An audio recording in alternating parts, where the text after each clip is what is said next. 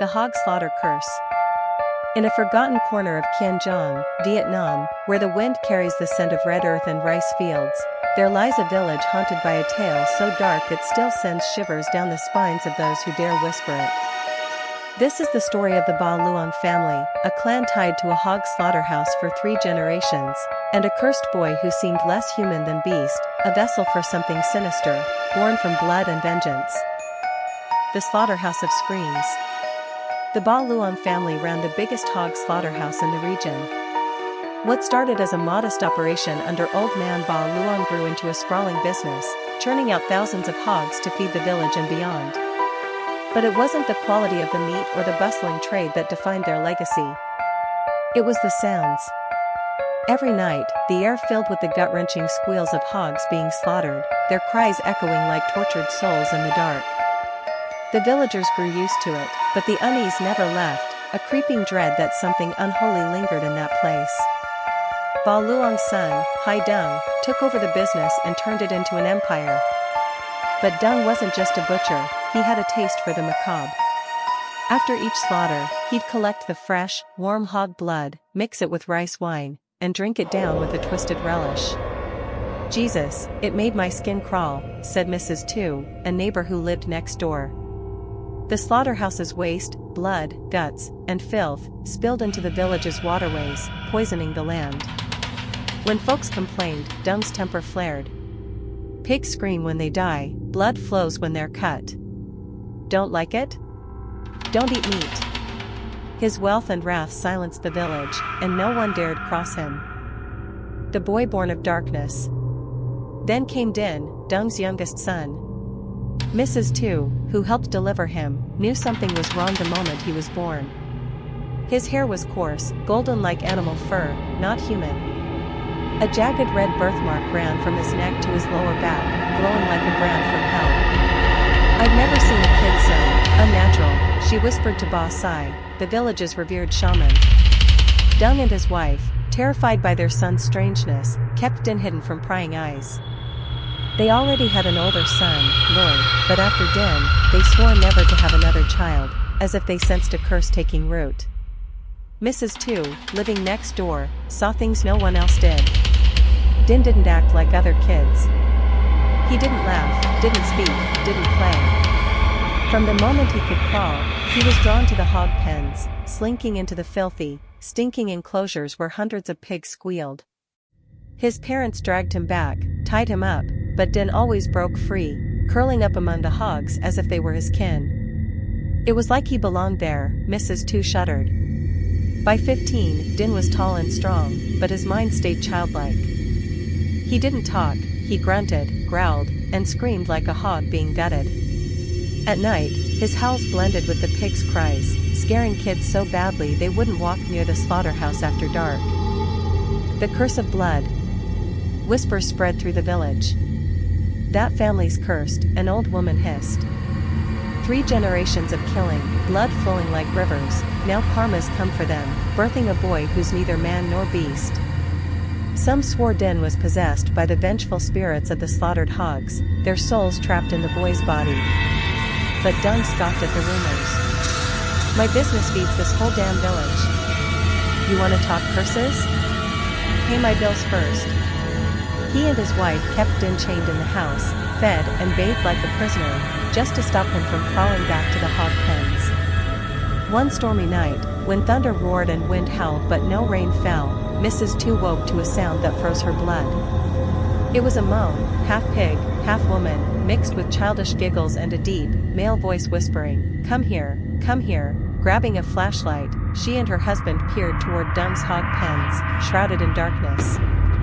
What they saw would haunt them forever. Din, now 19, naked in the pen, clutching a sow, thrusting against it in a grotesque, unnatural act. His hands gripped the pig's front legs as it stood, trembling. "God almighty, Dung, your boy's defiling a hog." Mrs. Tu screamed. Dung and his wife rushed out, dragging Din back inside, denying everything. But the sow collapsed, its legs shaking as if it had endured something unspeakable. That night, the pen's gates broke open, and dozens of hogs ran wild, tearing through gardens, killing chickens and ducks like rabid beasts. Like feral demons, Mrs. Tu said. The village erupted in chaos, but no one dared confront Dung. Whispers grew louder, that house is cursed. Din ain't human, he's a hog demon in a man's skin. Dogs howled every night, kids wailed, and the village locked their doors at dusk, avoiding the slaughterhouse like a plague. The shaman's warning. Desperate, Mrs. Tu sought out Ba Sai, a shaman of the ancient Hakbok Loban sect. He came to the village, standing at a distance from the slaughterhouse. His eyes, sharp with otherworldly sight, saw a black aura choking the land. He grabbed a handful of dirt near the pens and shook his head. This earth soaked in 3 generations of blood and souls. Din ain't a boy anymore, he's a nest for hog demons, vile spirits bound by slaughter. At the house's threshold, he stared into Din's vacant eyes, his head lolling as he strained against his ropes. This family's drowned in blood for 3 lifetimes. The debt's unpaid. If you don't stop, none of you will escape, Ba Sai warned. Dung and his older son, Loi, weren't having it. Brandishing a hog-killing knife, they roared, our slaughterhouse feeds this whole town. You think you can scare us with ghost stories? My brother's sick, not cursed. Loi, fiercer than his father, added, keep sniffing around, old man, and I'll gut you myself. Ba Sai shook his head and told Mrs. Tu, they'll come crawling to me when the curse bites harder. Mark my words. He left, warning her, when it gets worse, they'll beg for my help. The curse strikes. Less than a week later, Dung and his wife stumbled to Ba Sai's doorstep, bandaged and pale, begging for mercy. We were fools, Ba Sai. We didn't believe, now we do, they sobbed. They recounted a nightmare. Loi, their eldest, was working the slaughterhouse at dawn, hanging hog meat on curved iron hooks. Somehow, he slipped on a pile of slick entrails, and a hook pierced his left eye. Blood gushed, mixing with the hog blood on the floor. It was like the devil yanked him down, his mother wailed. They rushed Loi to the hospital, where doctors saved him, but his eye was gone, leaving a hollow socket. The slaughterhouse couldn't stop, orders were piling up. Days later, as Dung's wife boiled hog blood for sale, the pot bubbled over, and a human eye floated to the surface, its lashes still clinging, staring at her. It was Loi's eye, she screamed, spilling the pot. The eye rolled across the floor. She fled inside, only to find Din had snapped his ropes, slamming his head against the wall, blood streaming. At the same moment, Loi, resting from his injury, clutched his remaining eye as blood poured out, as if it had burst. The house descended into madness, children screamed, crawled on all fours, and swung knives at each other like possessed soldiers in a war zone. It was hell on earth, Dung whispered. The battle with the hog demon. Dung and his wife pleaded for Ba Sai's help. He didn't hold a grudge but spoke gravely, 3 lifetimes of blood debt, I can only try to purge the demon from Din. Your family's karma is yours to bear. He ordered them to find the knife Ba Luan used when he first opened the slaughterhouse, the blade that started the curse, and set a date for a ritual on the next full moon. Stop the slaughter and keep Din locked up, he commanded. On the full moon, Ba Sai returned, erecting a great slaughter 8 trigrams array in the family's courtyard. Din was bound at the center, surrounded by a talisman of 3 paths and 8 trigrams, 8 heavenly arrows carved with ancient Chinese runes, tied with red threads and infused with thunder charms to summon divine lightning. 2 straw hats covered bronze mirrors and paper effigies to summon yin-yang spirits. 12 bamboo slats, each etched with the name of a spectral soldier, formed a protective ring. Ba Sai chanted, East ignites, West blazes, South rises, North descends, Center holds, 5 elements, heavenly and earthly generals, gather now. The wind howled, and the air grew heavy with unseen forces. Holding 10 incense sticks in his mouth, Ba Sai brandished his ritual whip, striking the ground, heaven opens the decree, earth shakes the gates of death, dragon and tiger manifest. Din awoke, thrashing, his body contorting as if possessed. Ba Sai chanted an ancient exorcism, light and dark divide, beast demon severed, dragon ancestor descends, evil destroyed. He drew 6 sacred runes in the air, glowing gold and forming a spectral greatsword. Din's voice, not his own, roared, "You killed us, bled us, mocked us. Our blood floods this slaughterhouse, and we'll have our vengeance." Clutching the ancestral knife, Din lunged, but the array spectral soldiers held him back. Ba Sai struck Din's chest with the whip, and he collapsed, blood foaming from his mouth. His feet sprouted hog hooves, his face morphed into a sow's. "A demon born of man." Ba Sai gasped. A hog's head emerged from Din's skull and vanished. Din died, and Ba Sai sealed his mouth with a talisman. His body's gone, but the demon's soul lingers. "We have 7 days to find it, or it'll be reborn." The demon in the sow's womb. Recalling Mrs. Tu's tale of Din's unnatural act with a sow, Ba Sai demanded to see the beast. Dung's wife pointed to a pregnant sow, long overdue to give birth, its belly heaving unnaturally.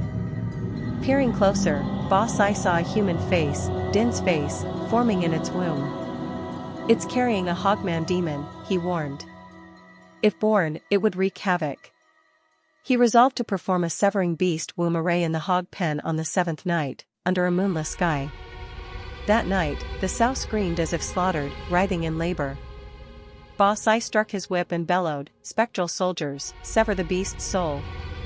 The sow bared its belly, and a tiny hand emerged, human, but clawed like a hog's hoof. A head followed, human but with pig ears, nose, and eyes. "Mama, it's me, Din," it wailed, its voice echoing through the pen. Dung's wife collapsed, sobbing. Though moved, Ba Sai steeled himself, striking the creature's head with his whip. Flames from the talismans flared, the bronze mirror absorbed the dark energy, but the array cracked, and Ba Sai staggered as if pushed by an unseen force. He bound the cursed knife and mirror in red cloth, casting them into the river for the water spirits to claim. The sow and its monstrous offspring died, but Ba Sai warned, "The demon's aura lingers. Burn these hogs, they're no longer fit to eat." A family's ruin. Exhausted, Ba Sai retreated to recover, refusing all visitors. The slaughterhouse kept running, but Din followed. Dung's wife, cooking hog feed, inexplicably stabbed herself in the gut and died. The family scattered, some died in accidents, others by drowning or hanging. The house stood abandoned, the hog pens filled with bones no one dared touch. Villagers swore they saw a sow transform into a woman, rowing across the river to gamble, but none ventured close to confirm. A lesson in blood and karma. This tale isn't meant to demonize butchers. Every trade has its place, and meat sustains life. But it's about how you carry out your work. Slaughter without reverence, without acknowledging the souls you take, can invite darkness. The Ba Luan family story shows what happens when blood is spilled without care, when karma is ignored. If you've got enough in life, money, comfort, peace, maybe try eating less meat, leaning toward greens. Not out of fear, but out of respect for the lives taken to feed us. The Hog Slaughter Curse remains a chilling mystery in Qianzhong, a warning of the price of unchecked bloodshed and the unseen forces that linger in its wake. At night, when the wind howls, some say you can still hear the squeals from that forsaken pen, as if the hog demons are still waiting, hungry for vengeance.